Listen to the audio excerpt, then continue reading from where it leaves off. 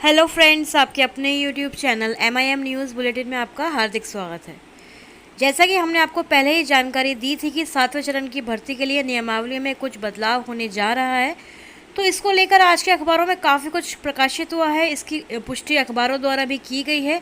तो जल्दी से खबर पर नज़र डालते हैं कि क्या कुछ लिखा गया है। लिखा गया है कि बदलेगी नियमावली, हाई स्कूलों के 7वें चरण की शिक्षक बहाली प्रक्रिया से लागू करने की शिक्षा विभाग की तैयारी। स्कूल शिक्षकों की भर्ती के लिए बनेगा एजुकेशन रिक्रूटमेंट बोर्ड और अब बाहर हो जाएंगे मुखिया जैसे चुने हुए जनप्रतिनिधि। तो इस खबर को विस्तार से पढ़ते हैं, समझने की कोशिश करते हैं कि अलग से बोर्ड बनने की बात क्यों हो रही है।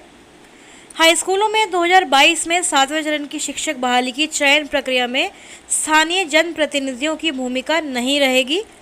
स्कूली शिक्षकों की बहाली के लिए शिक्षक रिक्रूटमेंट बोर्ड बनाया जाएगा। मुखिया, पंचायत समिति प्रमुख, जिला परिषद अध्यक्ष और नगर परिषद अध्यक्ष जैसे जनप्रतिनिधियों की शिक्षक बहाली में भूमिका नहीं होगी। ये चयन समिति और प्रक्रिया से बाहर रहेंगे। शिक्षा विभाग इसके लिए नियमावली में बदलाव करने जा रहा है और अगले चरण की शिक्षक बहाली अब शिक्षक रिक्रूटमेंट बोर्ड के माध्यम से कराई जाएगी। शिक्षा विभाग नए साल में शुरू होने वाली 7वें चरण की हाई स्कूल शिक्षकों की बहाली प्रक्रिया से बदलाव को लागू करने की तैयारी में लगा हुआ है। तो MIM न्यूज़ बुलेटिन के माध्यम से आपको यह जानकारी दी गई थी कि नियमावली में बदलाव होने जा रहा है। तो आवेदन की प्रक्रिया किस प्रकार होगी यह भी देखते हैं। आवेदन की प्रक्रिया में भी बदलाव किया जाएगा। 7वें चरण में हाई स्कूलों में लगभग 40,000 शिक्षकों की बहाली होगी। अब हाई स्कूलों में छठे चरण के तहत 32,714 शिक्षकों की बहाली प्रक्रिया चल रही है। अगले साल जनवरी तक छठे चरण की बहाली पूरी होने की संभावना है। छठे चरण में जो पद रिक्त रह जाएंगे उसे भी 7वें चरण में शामिल कर लिया जाएगा और आवश्यकता होने पर उच्च व उच्चतर माध्यमिक शिक्षक बहाली नियमावली 2020 में भी संशोधन किया जा सकता है। यहाँ यह भी स्पष्ट किया हुआ है कि 7वें चरण में हाई स्कूलों में लगभग 40,000 शिक्षकों की बहाली होगी और इसके लिए आवेदन भी ऑनलाइन लिए जाएंगे। आपको पहले भी ये जानकारी MIM न्यूज़ बुलेटिन ने दी हुई है कि 7वें चरण में बहाली के लिए अभ्यर्थियों से सेंट्रलाइज यानी केंद्रीकृत तरीके से ऑनलाइन आवेदन लिए जाएंगे। उच्च और उच्चतर माध्यमिक स्कूलों में 37,447 शिक्षकों की बहाली के लिए 2019 STET परीक्षा ऑनलाइन ली गई थी। 2021 में जारी रिजल्ट में 80,402 अभ्यर्थी क्वालिफाइड हुए। STET 2011 में उत्तीर्ण 16,190 जैसे अभ्यर्थी जो छठे चरण में चयनित होकर शिक्षक नहीं बन सकेंगे, वे भी 7वें चरण की बहाली में शामिल हो पाएंगे।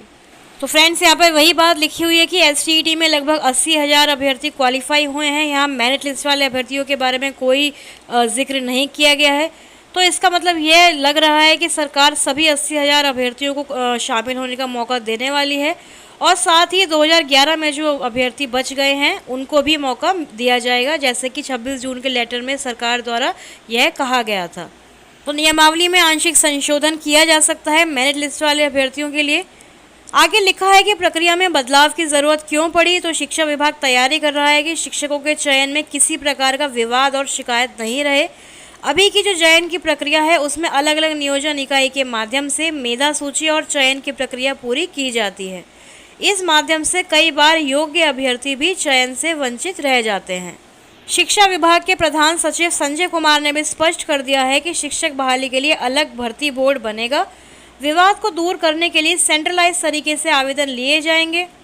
नियोजन इकाई तो पंचायत व नगर निकाय होंगे, लेकिन इसके जनप्रतिनिधि चयन प्रक्रिया से अलग रहेंगे। हाई स्कूलों में अगले साल होने वाली शिक्षक चयन प्रक्रिया बदल दी जाएगी।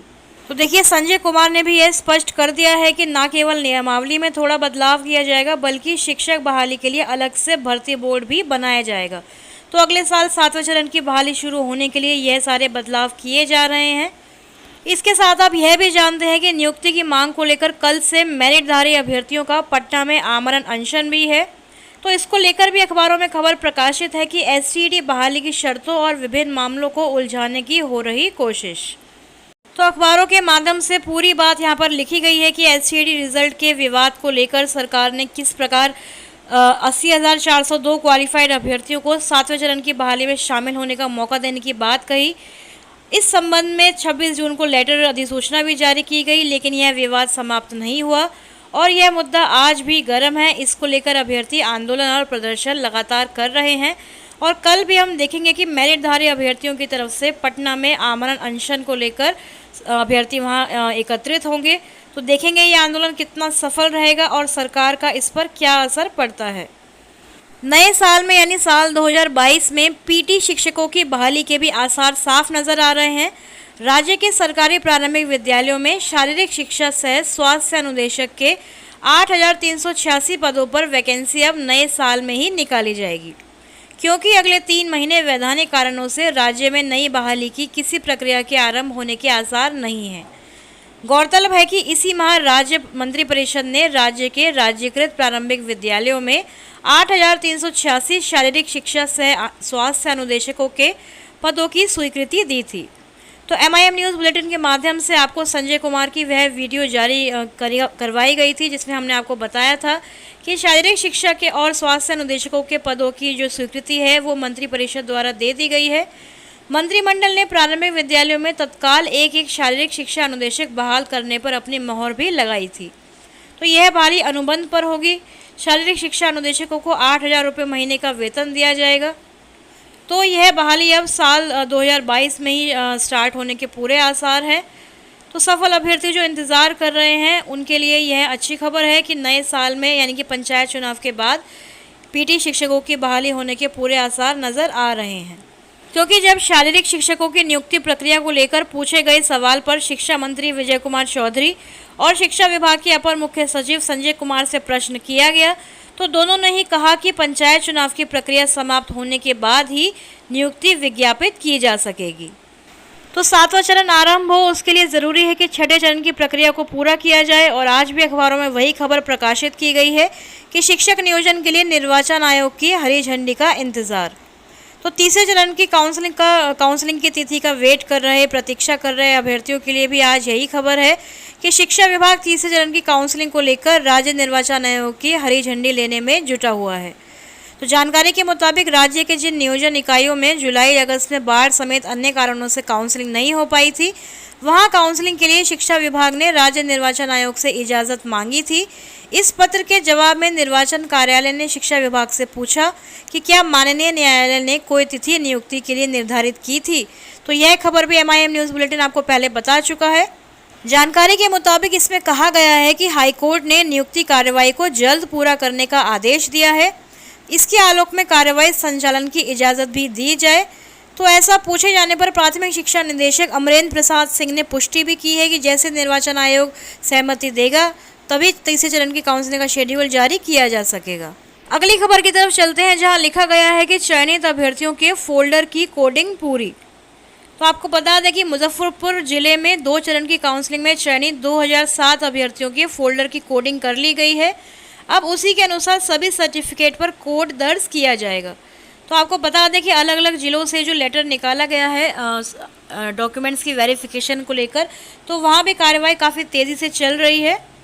संख्या के अनुसार फाइलों की कोडिंग की गई है ताकि सर्टिफिकेट अलग होने पर भी उसे संबंधित फोल्डर में आसानी से रखा जा सके। सभी की एंट्री कंप्यूटर में करनी है, फिर फोटोकॉपी कराई जाएगी। विश्वविद्यालय बोर्ड और अंचल मुख्यालय के अनुसार शैक्षणिक, प्रशैक्षणिक व अन्य सर्टिफिकेट का अलग अलग पैकेट तैयार किया जाएगा और यह प्रक्रिया पूरी होने में करीब 1 महीने का समय लग जाएगा। तो जैसा कि आपको पता है कि 30-31 अक्टूबर तक यह सत्यापन पूरा कराया जाना है। तो उसी के अनुसार शिक्षा विभाग यानी कि जो शिक्षा विभाग का लेटर था उसी के निर्देश पर, आदेश पर अब अभ्यर्थियों के डॉक्यूमेंट्स की वेरिफिकेशन का काम काफ़ी तेज़ी से चल रहा है। दूसरी तरफ छठे चरण के नियोजन में बाधा बना सीटेट एक्ट केस, उसकी भी सुनवाई की तारीख आज है। आप देख सकते हैं अपनी स्क्रीन पर केस नंबर CWJC 9574/2020। ये सीटेट एक्ट केस है। कॉज लिस्ट सीरियल नंबर 3 पर यह लिस्टेड है। तो आज इसकी सुनवाई ज़रूर होगी। तो उसका क्या निर्णय निकल कर आएगा यह देखेंगे। ज़्यादातर चांसेस है कि इस केस को हाईकोर्ट द्वारा डिस्पोज कर दिया जाएगा ताकि छठे चरण की नियोजन प्रक्रिया में जो सीटेट अभ्यर्थी हैं वह उसी तरह बरकरार रहें। उनको बाहर करने के लिए नियोजन प्रक्रिया से यह केस दायर किया गया था। तो इसका स्टेटस भी हम आपको लगातार बताएंगे। इसी तरह शिक्षक बहाली से संबंधित सभी अपडेट्स को जानने के लिए हमारे चैनल MIM न्यूज़ बुलेटिन को सब्सक्राइब करें एवं बेल आइकन दबाना ना भूलें ताकि हर वीडियो की नोटिफिकेशन आपको मिलती रहे। Thank you for watching.